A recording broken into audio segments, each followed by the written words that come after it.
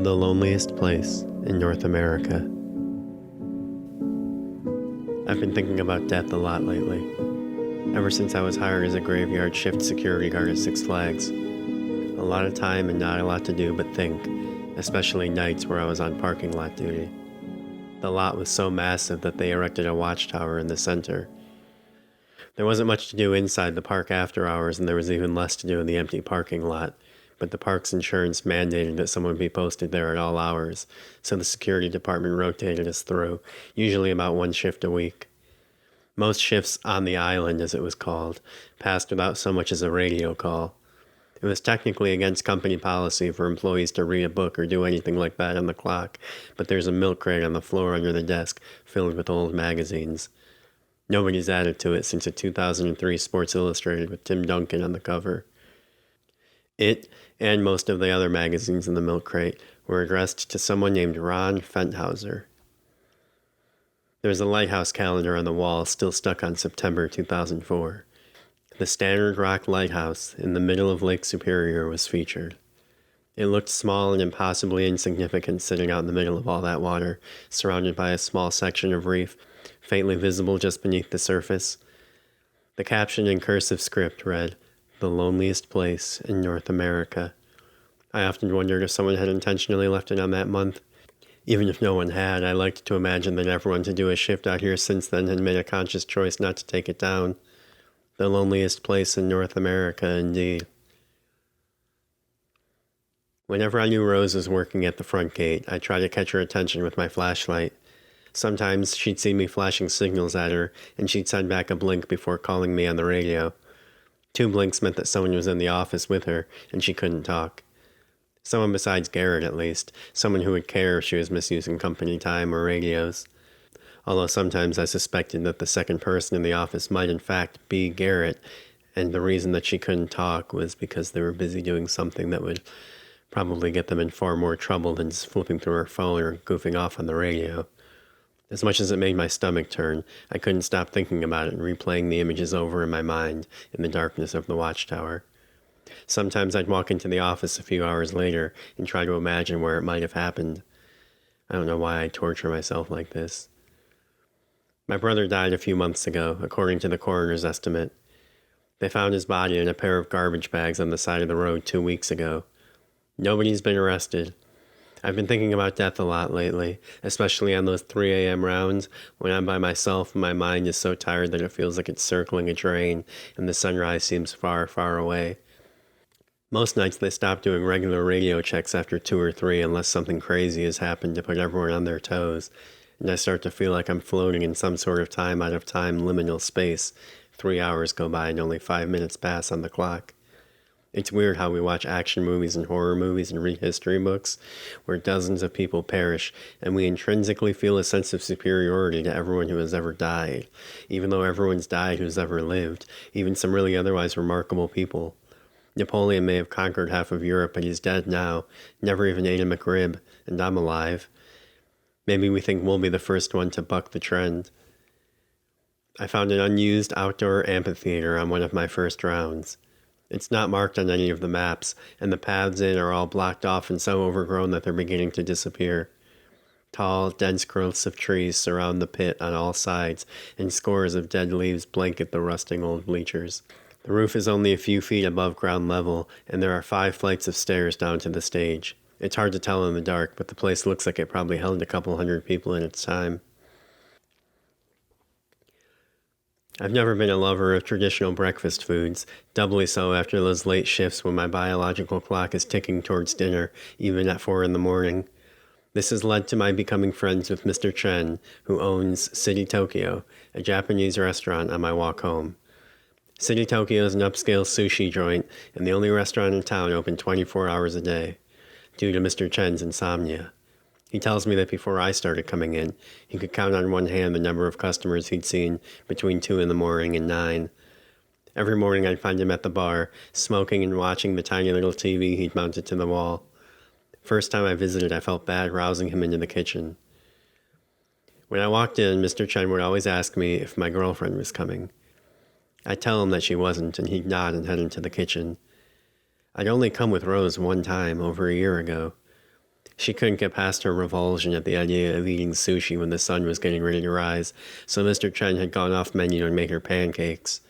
I felt bad when she only ate half of one, but he told me not to worry about it. I'd never indicated to Mr. Chen that she was my girlfriend, although I didn't correct him either. A garbage man found my brother when they drove past the black garbage bags in a weedy roadside ditch between two houses.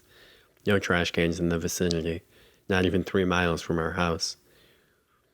I think I preferred the security job because at least there I was mostly alone, and everyone at Starbucks was still on eggshells around me, except for Garrett. In fact, he never even mentioned my brother to me. Listening to him flirt with women over the drive-thru headset, it was like my brother never died. Once he'd unknowingly said some suggestive shit to one of Rose's best friends as she was trying to order a macchiato. When she confronted him about it at the window, he told her that the manager liked for him to do it because it increased sales. The next day, Rose called me to verify that this was true, and I told her that it was.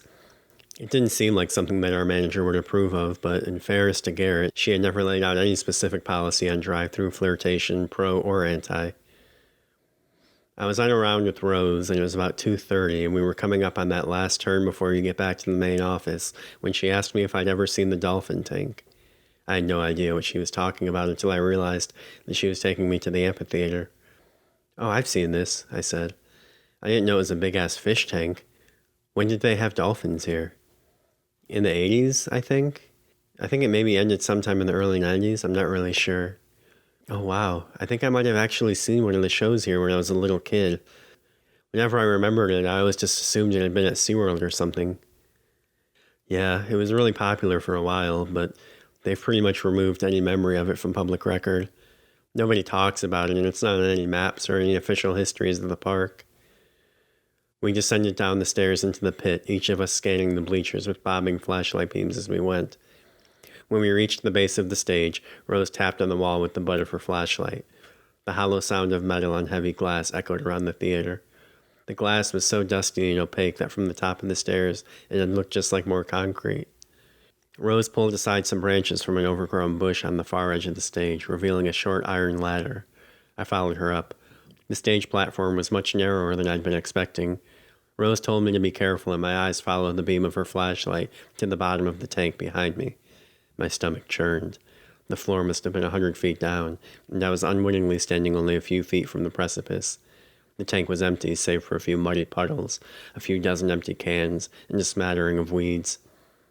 "Man, if you fell, you'd be done," I said. "It'd be like walking off the roof of a 5-story building," said Rose. "Have you ever seen what a person's body looks like after they jump off a really tall building?" I shook my head. "Shit, I'm so sorry. I totally forgot," she said. No, it's fine. It's not like they let me see him anyways. They just told me he was in garbage bags. They cremated him before I could see him."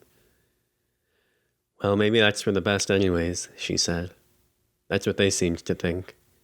We stood next to each other without saying anything for a while after that, staring awestruck down into the tank. "Do you think anyone ever has fallen in?" I asked her. She shrugged. "I know there used to be a ladder." She waved her light across a section of the near wall a few feet down where ladder-spaced holes in the concrete led down into the darkness.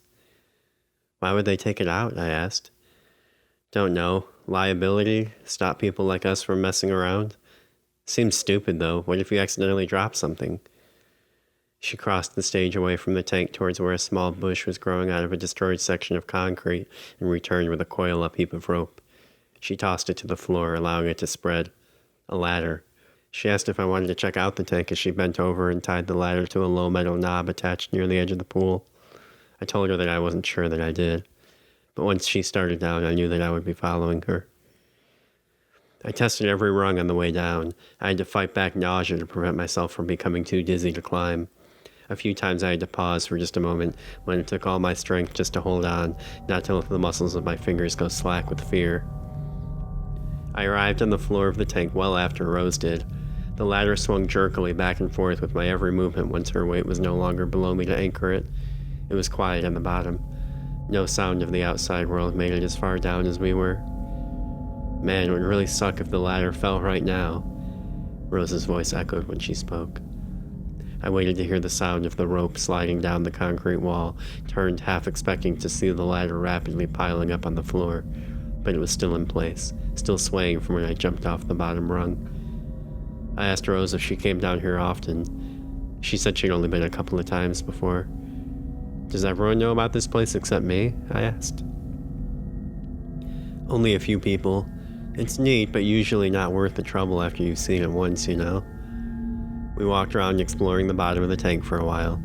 I almost stepped on a small pile of bones, bleached white over years of exposure to the elements. It looked like maybe a stray cat had fallen in at some point. When I turned around, Rose was already most of the way up the ladder. I shouted to her and began to run in the direction of the ladder, stumbling through piles of garbage and debris, but she made no response. She reached the top of the ladder and, before I could reach the bottom rung, began pulling it up behind her. I screamed up at her, trying to steady my voice and mask the paralyzing chill that was shooting through my veins. She laughed. Sorry about that. I forgot you were down there. She finished pulling up the last length of the ladder over the ledge and tossed it aside. Don't worry, I'm scheduled for tomorrow. I'll come back for you. I yelled that this wasn't funny, but she was already gone. I began searching the walls of the tank, looking for another way out that I'd missed earlier, but there was none.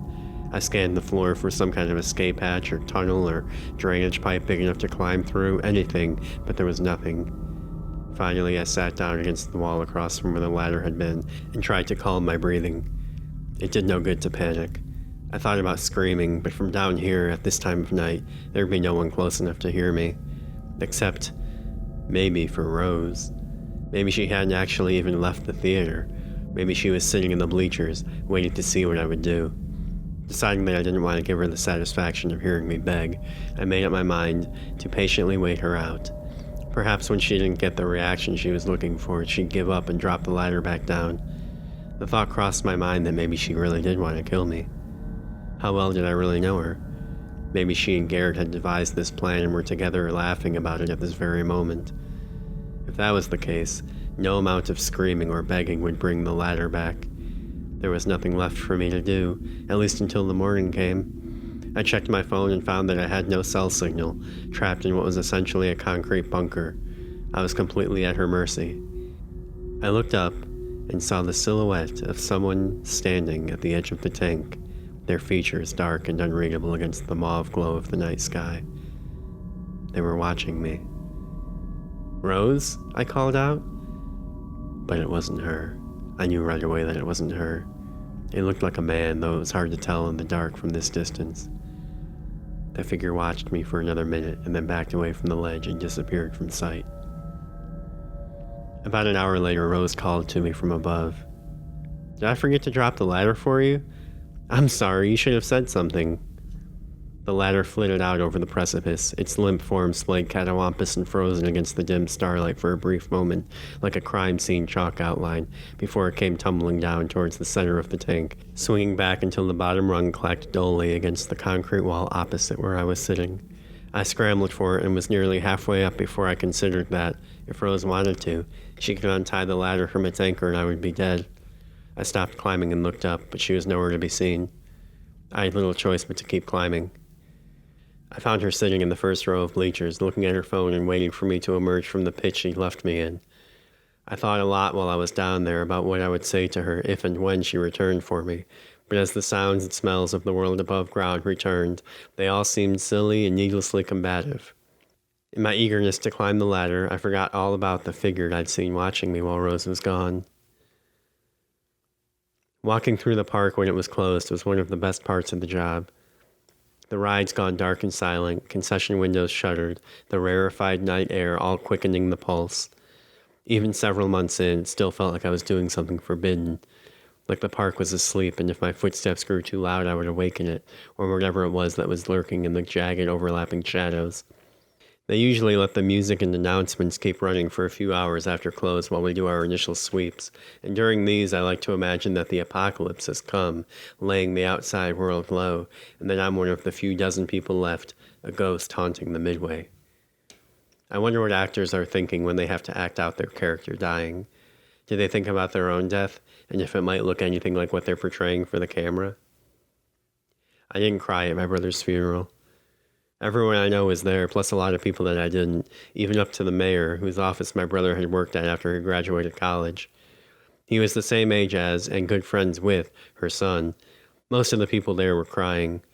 I was so scared of losing control and not being able to reel it in, of melting into a sobbing mess with snot running down my face, that instead I cinched myself up so tight as to not feel much of anything, and spent most of the time concentrating intently on not crying. I felt that if I loosened the faucet even a little bit, something terrible might come rushing out before I could close the tap back up. My dad didn't like that I hadn't cried or even seemed all that sad, in his estimation, and he let me know about it. But I never really felt obligated to pay much mind to what my dad did or didn't like. He never liked me. When I was 6 months old, he ran over my baby carrier in the driveway. If my mom hadn't taken me out a few minutes earlier, he'd have killed me. I think about that a lot. What would it have sounded like? I was glad that Mr. Chen didn't see me walk past his restaurant that morning. I had no appetite, but I would have felt obliged to go inside and order something if he'd seen me. I was worried that Garrett would bring up the dolphin tank incident at work the next day, but he never mentioned it. Maybe Rose never told him about it. Did they tell each other everything about their day? They didn't give the impression that they did. The manager yelled at Garrett for making himself a drink, something he often did when she wasn't around. He called it the ass kicker. It was his signature drink of sorts. A large cup with a third syrup, a third espresso, and a third chocolate sauce. A lot of whipped cream on the top. The manager was mad because it would have cost $15 if a customer were to order that, and he was wasting it. He told her that his brain could think faster after he drank it, and that his improved sales would more than make up for the $15 difference. She just sighed and walked away. I'm not sure why she always let him get away with stuff like that. She probably wanted to sleep with him. Maybe she had. I started visiting the amphitheater about once a week after that. There was something almost magnetic about it. When you think you know a place so well that you can walk with your eyes closed, and then come to discover that there is an entire in-ground theater/dolphin pit hidden right in the middle of it all. Once I even worked up the courage to climb back down into the pit, with the idea that maybe I would meditate while I was down there, but as soon as I hit the bottom, every nerve in my body told me to climb back up, and so I did.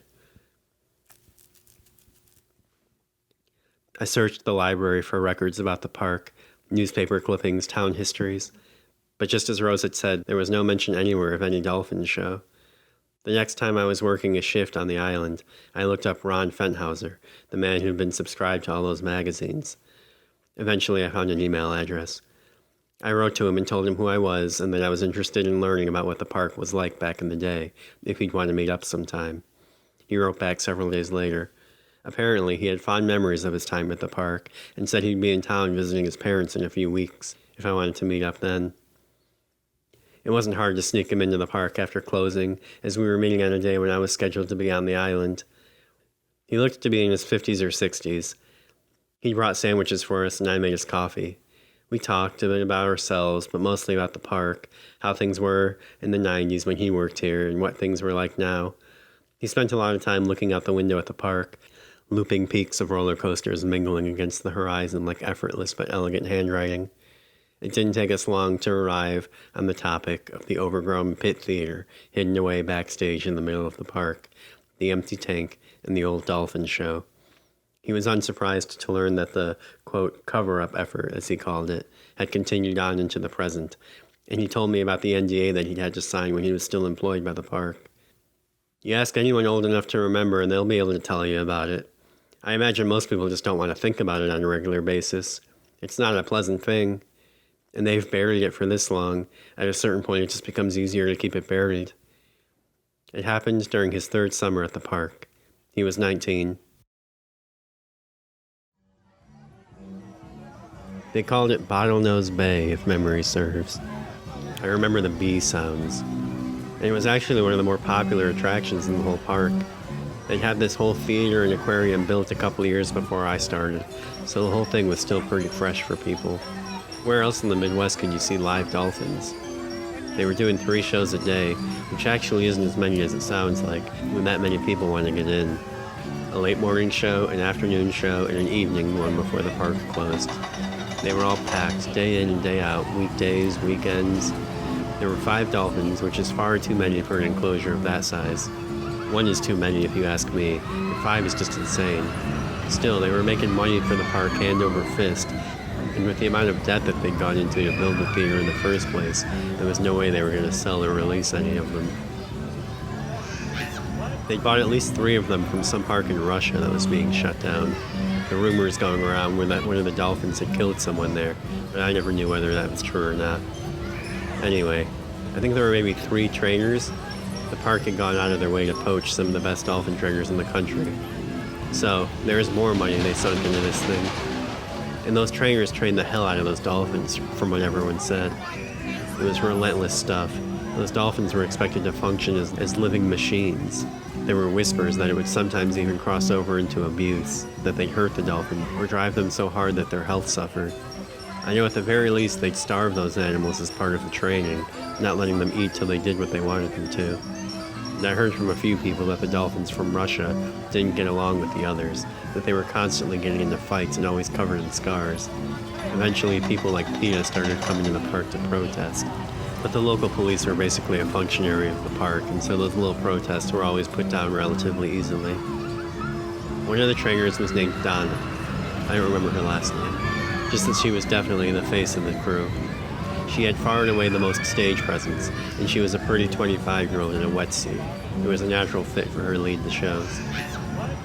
It was the afternoon show, the weekend after 4th of July. They'd added an extra show per day on weekends during peak season by then. Midway through the show, there was a stunt where Donna would be in the water, and one of the dolphins would come up from below and lift her up out of the water on its nose.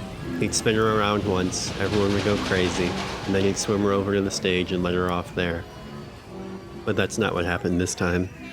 This time the dolphin lifted Donna up out of the water, spun her around, the crowd cheered.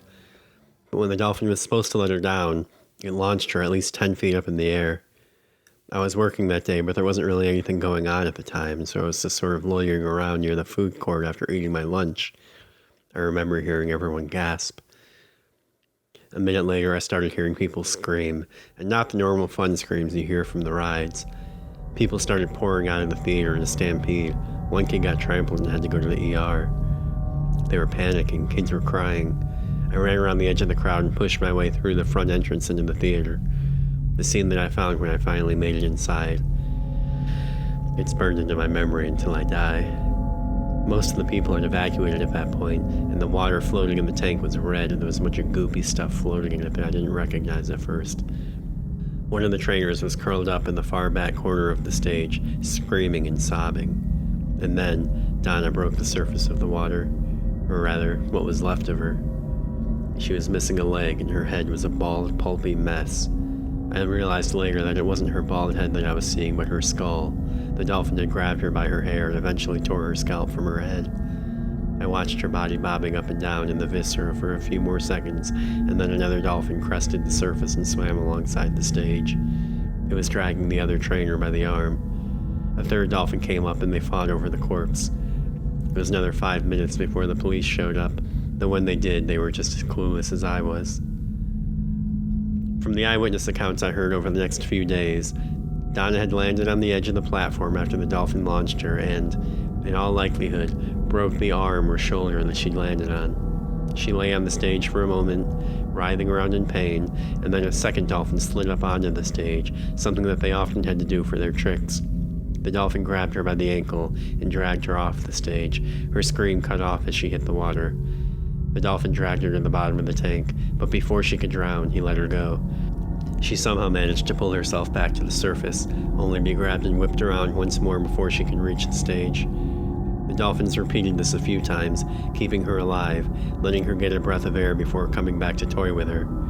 The second trainer jumped in to try and save her, but the dolphins ganged up on him and battered him until he was too beat up to fight back, ramming him and several times driving him into the wall, and then they dragged him to the bottom of the tank and drowned him. They knew exactly what they were doing. Some people from the park afterward tried to say it was a horrible accident or a mistake on Donna's part, which I always found extra galling. Bullshit. It was 100% intentional. But can you blame them? These animals are almost as smart as we are, and they take them from their parents when they're maybe 1 or 2 years old, and used to having the entire ocean to themselves to roam. And they stick them to live in these tiny swimming pools for the rest of their lives, barely able to move. all day, every day, their entire lives. All they can do is swim in small circles or just float there, listening to the sound of a filter motor, being laughed at like circus animals. I certainly don't blame them for what they did. Don't get me wrong, it was a horrible thing that happened, but it wasn't the dolphins' fault. It was the people who brought them here and put them in those pools. Hell, even afterward, they wouldn't take responsibility. After the media cycle ended, they just pretended like it never happened.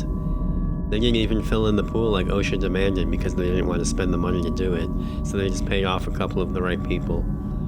And of course the town had their back, because by now a quarter of the population worked for or did business with the park, and they couldn't afford to lose it.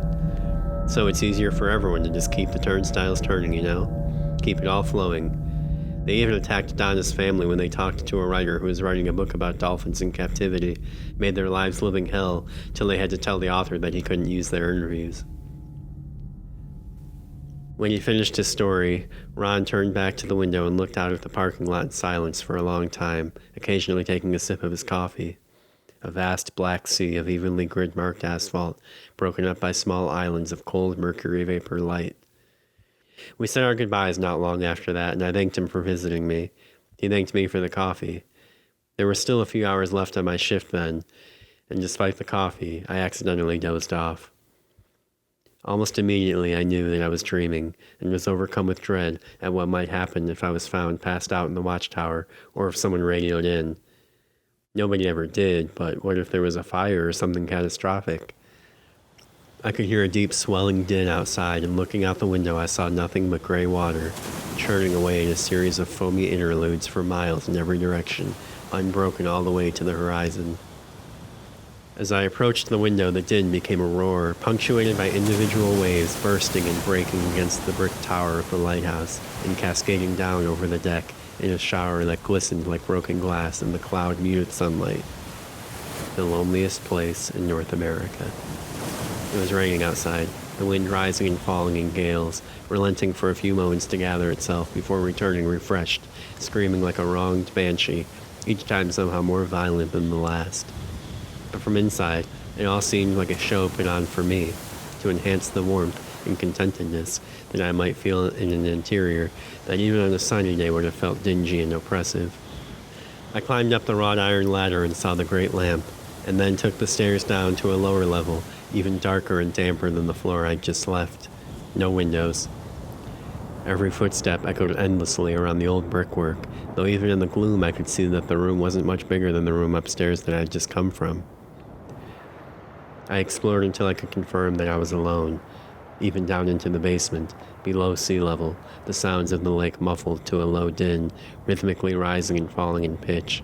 I found nothing besides a couple of mostly empty wooden shelves. When I returned to my starting point, it was beginning to grow dark. The sky was far too cloudy to see the sun, but it must have been setting. A lantern sat burning at a nearby table, and I couldn't recall if it had always been there. The shadows it cast were growing steadily outward now, creeping across the floor and up the walls until they fell upon the rusted-out iron bed frame in the corner. No mattress. Night came like a mist bus stop that creeps up while you're daydreaming, and the darkness of the water beyond my little outpost was as complete and total as anything I'd ever seen. As I stood in the window staring out into it, I could see in my mind what my face must have looked like from the other side of that murky glass, framed by the small irregular cutout in the side of this grim tower, the only light for hundreds of miles in any direction. I felt that there was something out there in the darkness looking at me, something that threatened to burst forward and swallow me into itself if I let my guard down. On the horizon and sweeping across the sky overhead, stars were beginning to appear, and yet, in their arrangement, they were somehow wrong. I searched in vain for a recognizable constellation. It seemed as if they were moving imperceptibly around the edge of my vision, though when I focused on any of them, I became less sure of this. The water below the sky was blacker still, the light of the half-moon refracting and splitting on the surface, dancing in the swirling darkness, a mesmerizing display. The iciness burrowed its way down through my shoulders. How long until this lighthouse was swallowed whole into the deep, and myself with it? The light of the lantern flickered against the wall. A series of thunderous knocks on the door downstairs broke the trance, startling me even over the roar of the lake. My body started, hot blood racing to my limbs and driving out the chill. After a brief interlude, the knocking started again. I moved silently to the top of the stairs and looked down into the shadowy bowels of the structure. The heavy iron door shook on its hinges with each new series of knocks. I woke suddenly, nearly falling out of my chair. Brian was coming in to relieve me. "Sorry," I said, blinking. Were you knocking?" "No," he said, and put his lunch bag down on top of the mini fridge next to the desk. I found myself even more drawn to the theater after that, and soon began making regular trips to the bottom of the tank. It was still a nerve-wracking experience going down the rope ladder. I envisioned myself falling. It seemed almost unreal to imagine. Maybe it stems from this unspoken but felt notion that people who die are somehow inferior, and those who die surprised and unprepared doubly so. I think we always picture ourselves dying, if not with dignity, at least with the knowledge that we are dying. A few seconds to reflect back on life, contemplate the situation, be scared, and then, hopefully, say something profound or at least come to some sort of peace. But to be cut off immediately by an oncoming bus, to spend your whole life being prepared for things, living as a respected citizen, and then at the end only able to let out a clipped, "Oh my God," after your foot slips on a wet rock and you tumble over a cliff, seems somehow more undignified. I imagine myself saying, "Oh dear God," as well, and it seems somehow worse. It seems to imply that my mind, in that brief mid-air moment, has comprehended in a flash of neurons the full terror of what is happening to it. It comprehends that this really is the end of myself as an entity, that this time there is no out, no close call, no scary story to look back on later, and the horror of that outweighs the pure shock of something like "oh my God," and moves into the acute existential dread of glimpsing into oblivion, fully conscious. "Oh my God" is knocking over a vase. "Oh dear God" is regret, is certainty. "Oh dear God" is going from wondering what you're going to have for lunch one moment to glimpsing some unimaginable terror in infinity the next. Either way, I think maybe just having the lights go out, living normally one second and then totally dark the next, might be best. Who cares about dignity if you won't be around anymore anyway? There was a part of me that wanted to see how long I could stay down at the bottom of the tank. There was a certain thrill that ran through my body each time the sounds and smells of the world above ground began to disappear. My own thoughts seemed louder at the bottom, more clear, and as I grew used to it, I began to think of it as a good place to think. Sometimes I would try to meditate. Other times I would just walk around and bask in the solitude of the place. I always felt more collected, even calm, by the time I left. On Wednesdays, I usually worked an earlier shift, while the park was still open, staying on the clock just long enough to make sure that everyone had cleared the premises in a timely manner. But last week, a few people were on vacation, and shifts got jumbled around, and ended up doing my operating hours shift on a Friday. After I clocked out, I made sure nobody else was around and slipped backstage and headed for the theater. I decided to try meditating. I thought about the dolphin trainer. What must it have been like for her, dragged deeper and deeper into the water? At some point, she must have realized that she was going to die. What were those moments like between the time that she realized she was going to die and her actually dying? Drowning, I decided, had to be one of the worst ways to die. Having your arm ripped free from your body by an animal that you trusted could only exacerbate the badness of the situation. People don't accidentally become dolphin trainers on a whim. I imagined that the trainer must have had an infatuation with the animals since she was a child. Did she feel betrayed in her last moments? Did she accept it, knowing that this was always a possibility in working with wild animals? I thought about these things and more, but it had been a long day. A long week, really. I hadn't had a day off since the previous Friday. And before long, I fell into a deep sleep. The strange, sort of discomforting sleep that comes when your body is left at an odd contorted angle, like when you fall asleep on a couch with your head angled up against an armrest where the cushioning has worn thin, and you can feel the wooden skeleton on your neck, but you're so tired that you fall asleep anyways. I dreamt of the dolphin show in vivid detail, as if I'd been there myself. I saw the dolphin trainer whipped around underwater, her body eventually going limp. I heard people screaming, children crying. I decided to try and save the second trainer, and I rushed toward the tank. Without even thinking about it, I climbed over the wall and toppled headfirst into the water. I tried to swim, but found, to my terror, that I could not. It was as if all my limbs were encased in cement. I couldn't lift them and soon found myself sinking. I struggled and fought against gravity, but before long found myself seated on the floor of the pool. The weight of the water above me compressed everything. My chest felt tight, my lungs began to burn for air. The sound of a dolphin fluke slapping against the water far above me resonated through the pool with a ghostly remove, like it was coming from another world. I was fading from reality. I could hear the vastness of the tank in every slow-motion churn of the water. This would be my tomb. Just as my vision began to go dark, I woke up. Disoriented and on edge, I stood up and made to leave. But before I arrived at the ladder, I froze. There were voices, thin whispers floating down out of the night air and into the depths of the pool. People in the theater, perhaps a dozen or more, murmuring indistinct conversations like an audience waiting for a show. And then, a moment later, the voices fell away one by one, and, as far as I could make out, the show began. Guttural screaming and a frenzied stamping of feet from the bleachers. Then the theater fell silent once more. I noticed now the firelight cast on the upper reaches of the tank wall, as if from torches on the stage. "Welcome back, everyone," said a deep voice from the stage side of the tank. What followed were undoubtedly the most horrific 30 minutes of my life, despite the fact that I could see very little of the show from where I sat, paralyzed with fear, at the bottom of the tank, hidden behind a pile of debris. A few times I saw a number of volunteers, as they were called, cross from the bleachers to the stage, all wearing crude animal masks. Indescribable horror, larger-than-life debauchery and cruelty played out in shadows on the wall above my head like some kind of primitive snuff film. Every perversion I could imagine, and some I couldn't, depravity seemingly for depravity's sake, like they all just wanted to see if they could. The final act was greeted with a loud ruckus from the crowd as a girl was dragged screaming out of the bleachers and hoisted up onto the stage, where a caged black bear awaited her. It was announced that the bear hadn't been fed in over a week, and then the shrieking girl was shoved into the cage. The cheering of the crowd soon grew to match the noises coming from the cage. If it hadn't, I would have had to cover my ears. The show ended shortly after that, and the crowd scattered in all directions. Some of them lingered around for a while, chatting. Approaching the ledge, a man in a fox mask bent down and remarked that somebody had forgotten to pull up the ladder. He called out to no one in particular, asking if it was meant to be left out.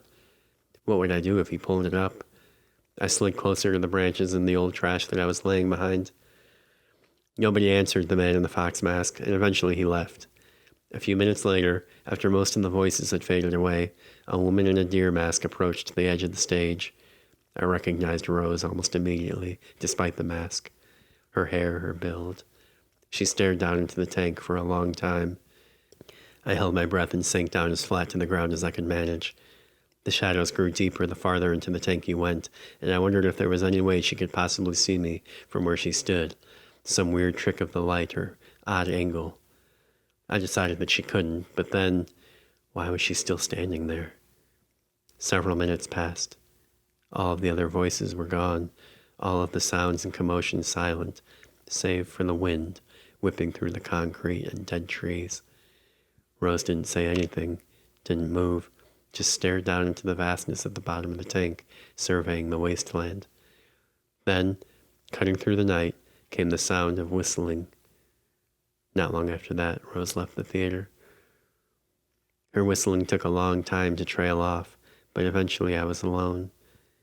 I waited a long time before climbing the ladder out, stopping every few rungs to listen and make sure that there would be nobody waiting for me at the top.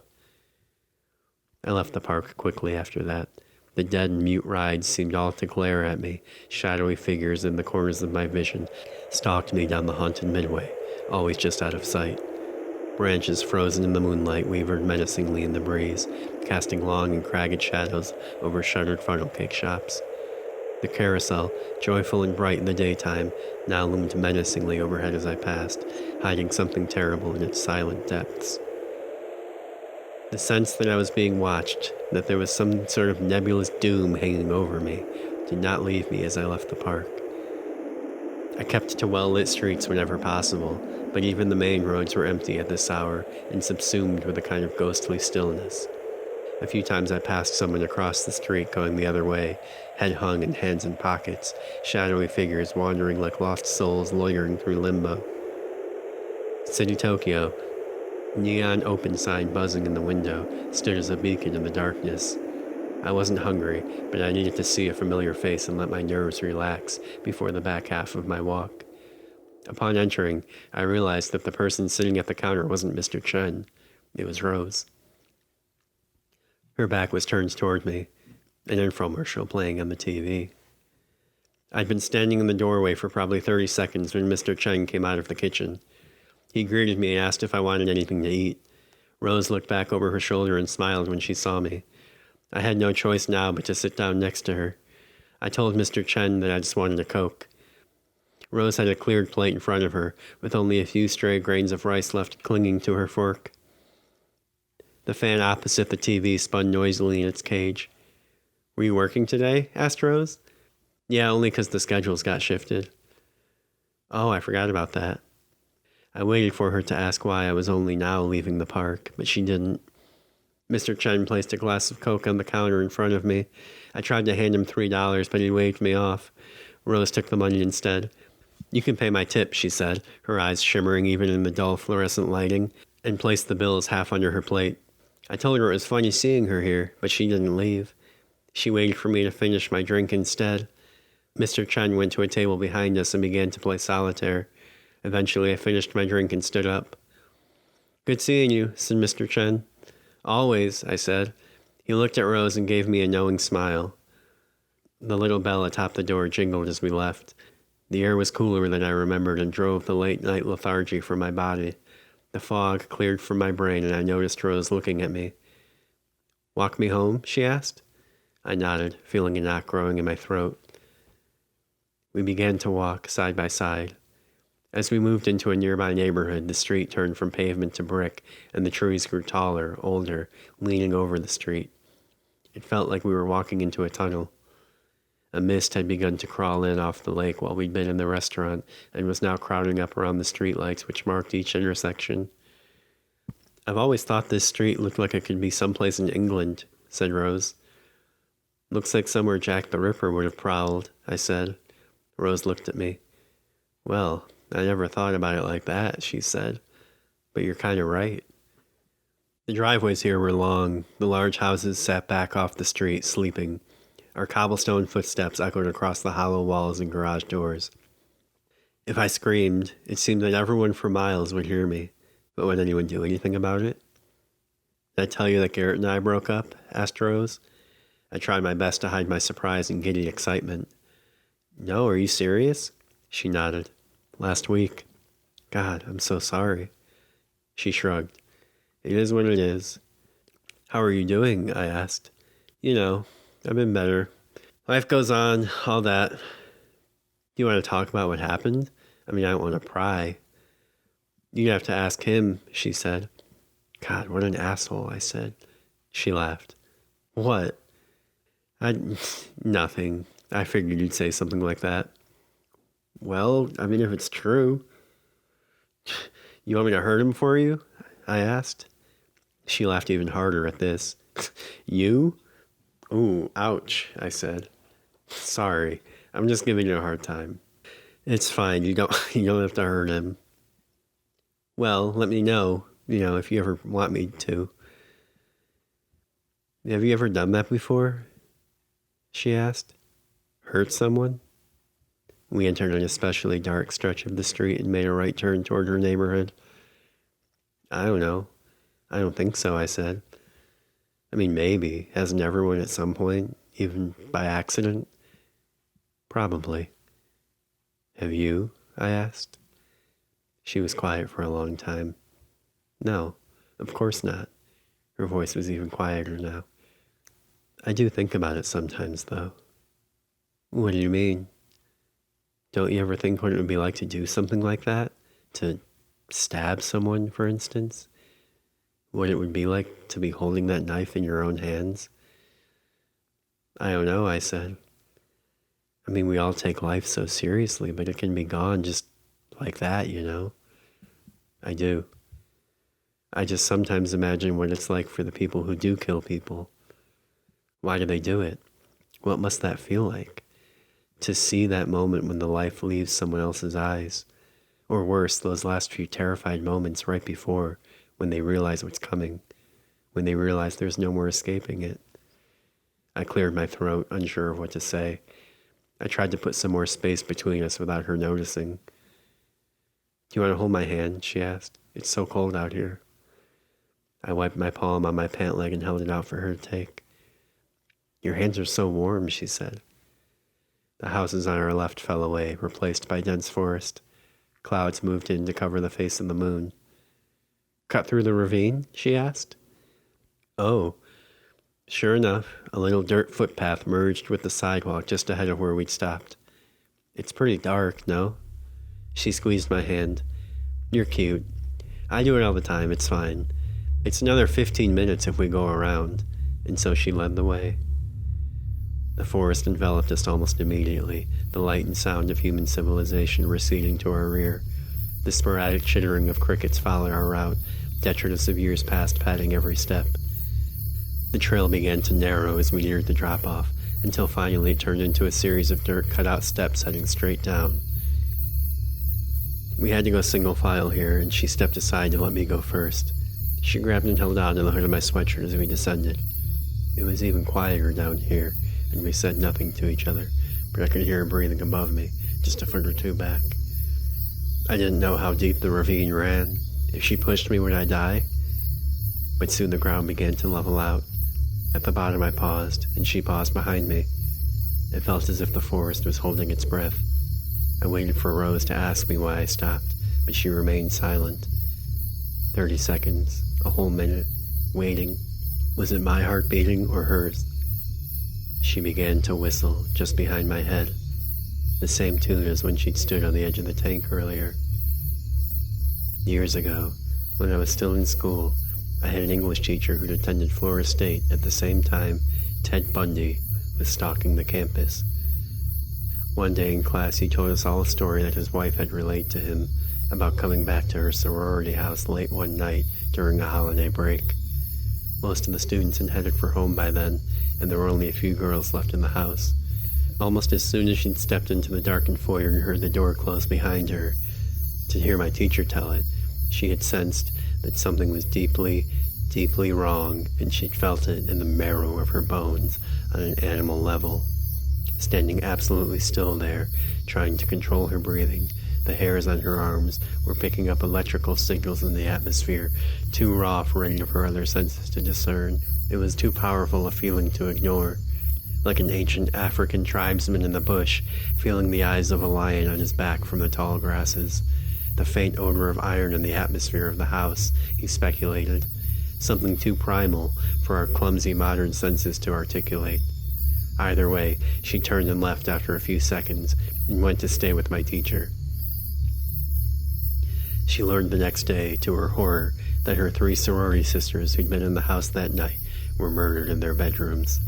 She learned years later that it was Ted Bundy who had murdered them. I felt that same primal fear, standing at the bottom of the ravine. Even in the darkness, my eyes could discern detailed patterns in the bark of nearby trees. When finally Rose spoke, it was just above a whisper. It sounded like she was right next to my ear. "I'm sorry about your brother." I could feel the dampness of her breath on my neck. I waited for whatever would happen next. "I can't even imagine what you're going through." "It's okay," I mumbled. It was silent again after that. For several long seconds I didn't even hear her breathing. "I'm here for you if you ever want to talk," she said.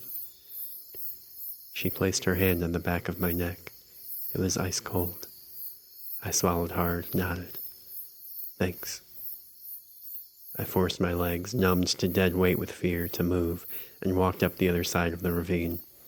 A few minutes later we were out of the woods, and a few minutes after that we were standing in front of Rose's house.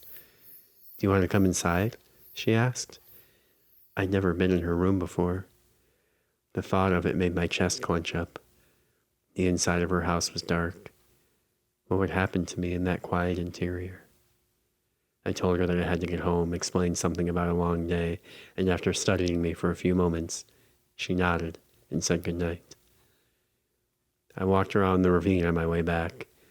As I lay down in bed, I looked out my window and saw that the sky was starting to glow purple around the horizon, just barely. The brighter the sky grew, the harder time I had falling asleep. I had a Starbucks shift starting in 4 hours, but I couldn't bring myself to close the blinds.